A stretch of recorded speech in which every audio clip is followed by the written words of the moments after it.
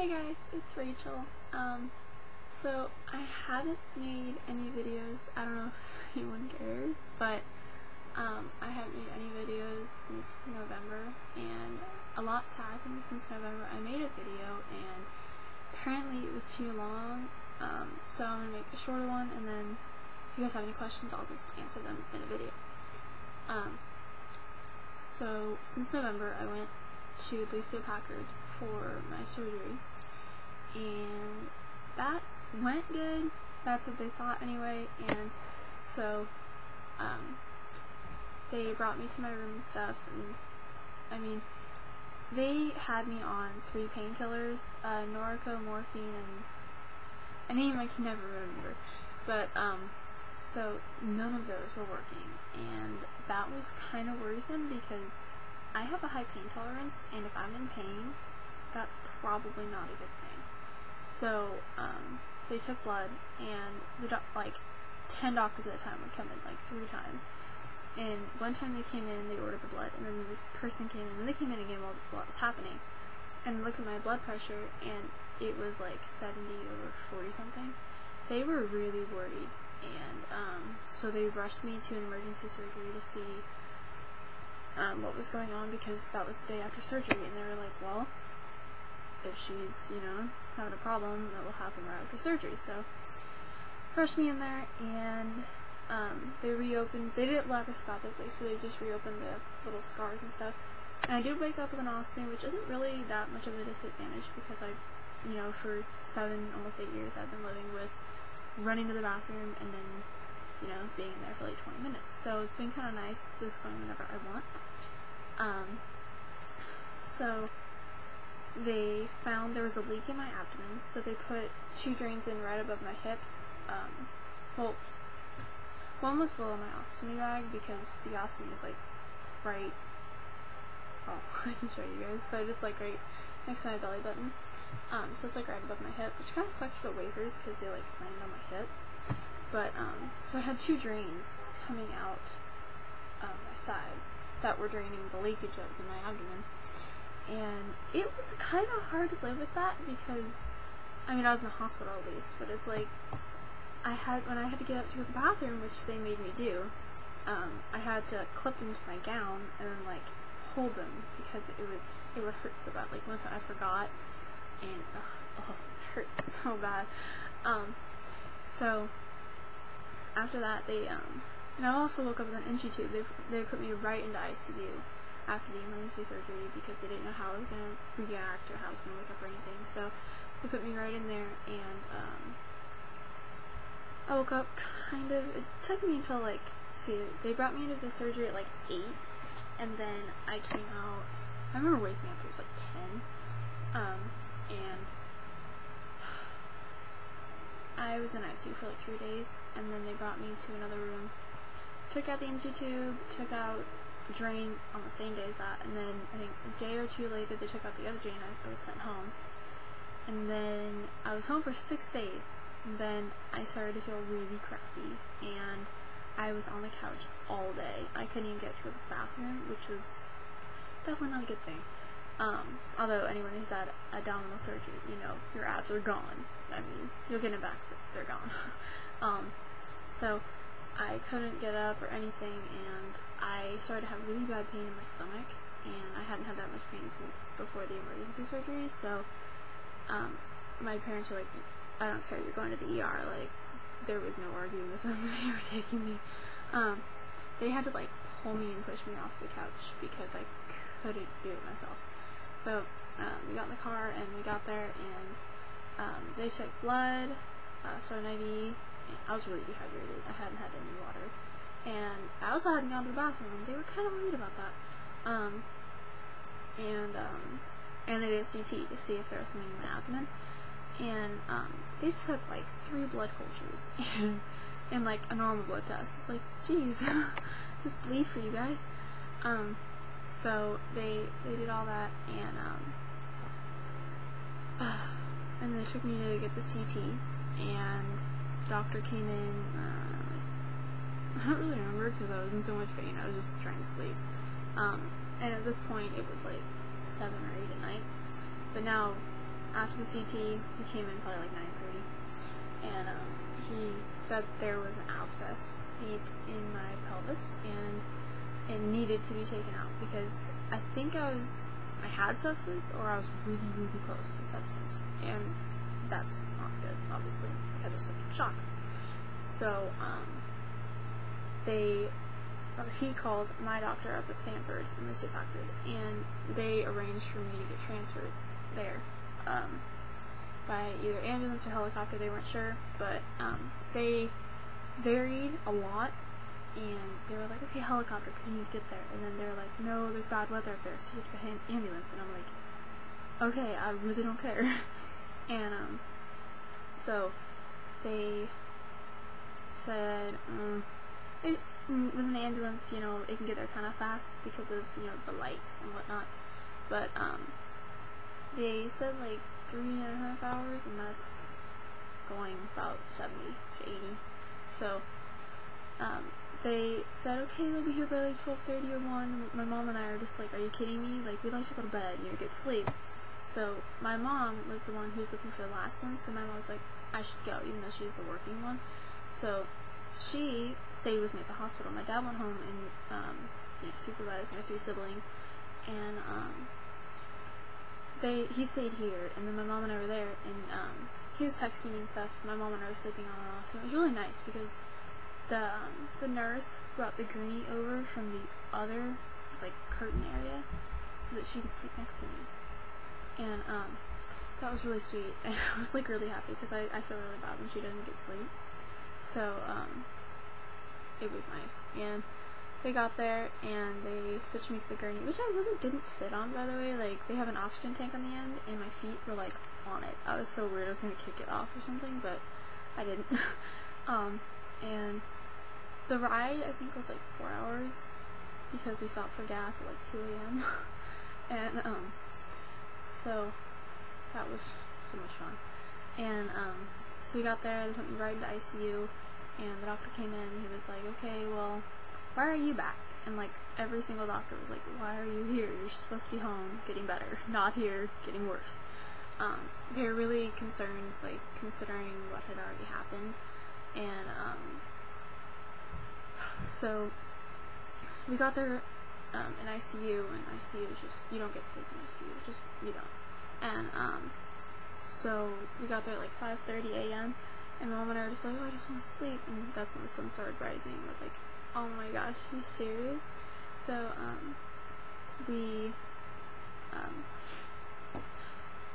so the doctor came in, and they were like, okay, well, this is the plan of what we want to do. And I really just wanted them to get it out so that I could go home. And I definitely opted for surgery, but that wasn't really an option because I already had scar tissue, and it was so deep that it just wasn't an option. And so they were like, okay, we're going to put in transgluteal drain, which is just so much fun, by the way, and they're going to drain it that way. And I was like, what choice do I have? So I had to agree, and I mean, I guess I could not agree, but that's not helpful at all. So they planned it for the next day, and then he said, okay, well, you can drink and eat until midnight. And then I was really thirsty, so I had some ice water, and he came back in, and he was like, oh, just kidding, we're switching to 2 p.m. today. And it was, I don't know, like 9 or 10, and I was like, alright, I already had water, and he's like, oh, it's fine, don't worry about it, and I'm like, okay. And, so, because of my ostomy, I had to lay, not because of it, but I had to lay on my stomach, and because of it, I was really worried, because I'd never laid on my stomach with an ostomy, and I didn't know, like, what was going to happen, how it was going to work, it was going to be painful. So, the anesthesiologist came in to get me with, her, like, nurse assistant or whatever, and, I was really worried to lay on my stomach, but that was okay, by the way. It was funny, because they, gave me so much sedation to try to relax me, and it didn't even work. I mean, they call me pediatric adult, because I'm as big as an adult, but I'm a kid. So, yeah, so they brought me over to Stanford, which is the adult hospital, because they don't do that. I don't think they do that, at least after. So they did that, and I woke up, and it was really hard, because it was really painful, and I couldn't really move much, and, so, I just kind of laid on my right side because it's on my left, so I just laid on my right, and then I was like, Mom, I'm on which side? So I like did a bridge, and then I like swooped the drain under me, and then I like flipped over. And so this is gonna be, I hope not a long video, because I don't want to do this again. So they did that, and then I got out of IC. They put me in a private room for 6 days, and that was pretty good because I love private rooms because I'm older than most of the kids there, and it's kind of sad. I don't like to be around those kids because they're sick, and I feel really bad for them. So I was in there for 6 days, and then the head nurse came in, and she was like, I'm so sorry, but we have to switch you to a shared room. And last time I'd been there, I had like 5 different rooms, and this is only my second one this time, so I was like, no worries, it's totally fine. And so they switched me to the shared room, which is actually really fun because my mom made a good friend, and I was friends with the daughter, so that was actually really fun. And so they had planned to do another drain study, not another, but a drain study, to see what was happening, currently and how it was doing. And so while I was still, sorry, I'm doing this completely out of order. So when I was still in the private room, they took me and did the drain study, and I think I was awake for that one. I don't remember.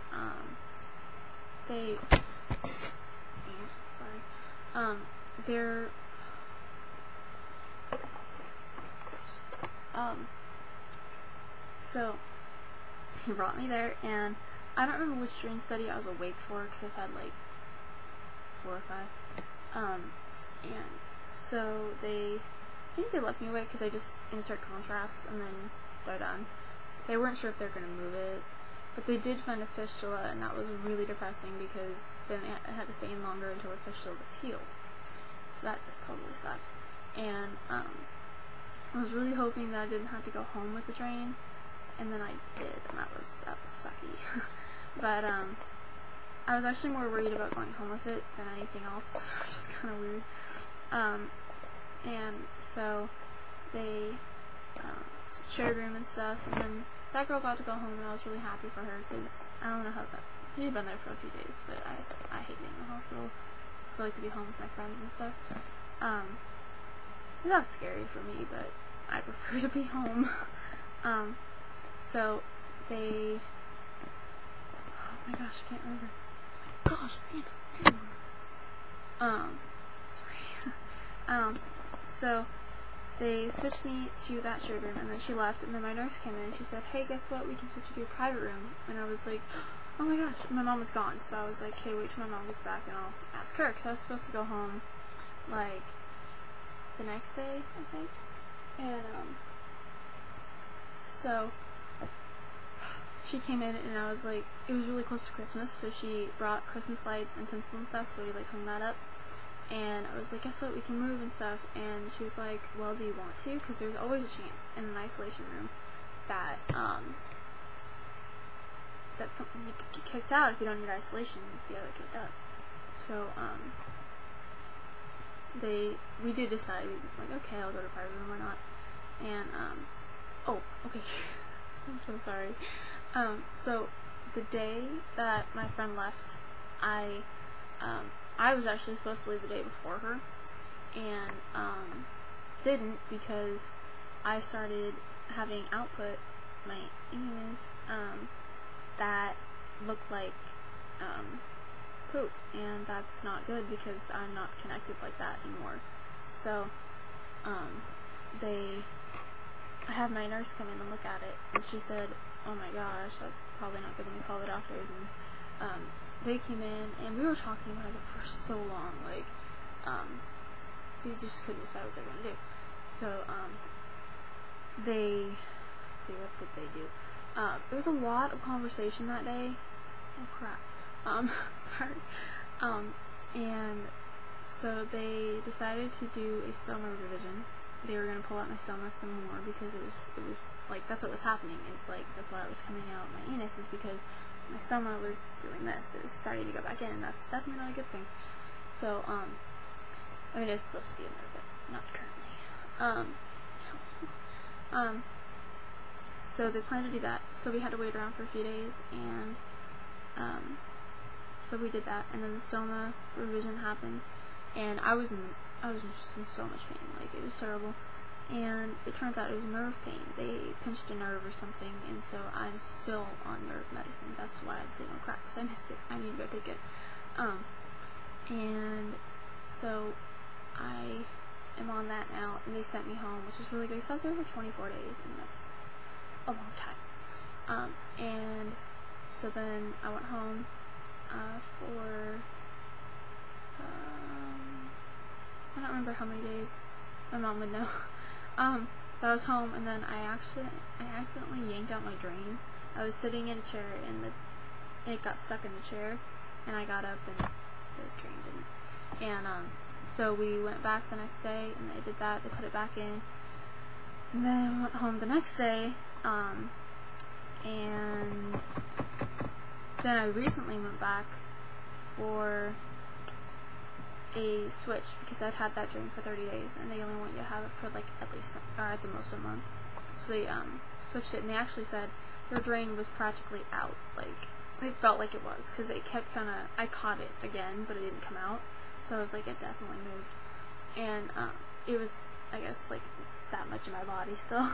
So they took that out and put a new one, which is the one I have right now. And I've had this for 3 months.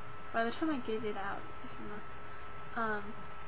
And so on Thursday, I'm really excited. I'm going back, and they're taking out the drain, and they're going to put in a plug that should heal the fistula. Great. I'm so done. Because I can't have my reconnective surgery until the fistula heals, and that starts 2 months until that has to heal. So it's like, oh my gosh, I want it to heal so I could be done, get back to school, be normal, hang out with friends and stuff.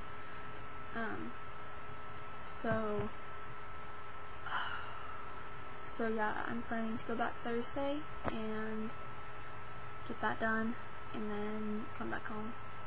And I think I have that for like 3 weeks, and I'm really excited to get my braces off in April. So no more duck face videos like it is right now. I hate it. So please subscribe, like, if you have any questions, comment down below, and I'll answer your questions. Bye!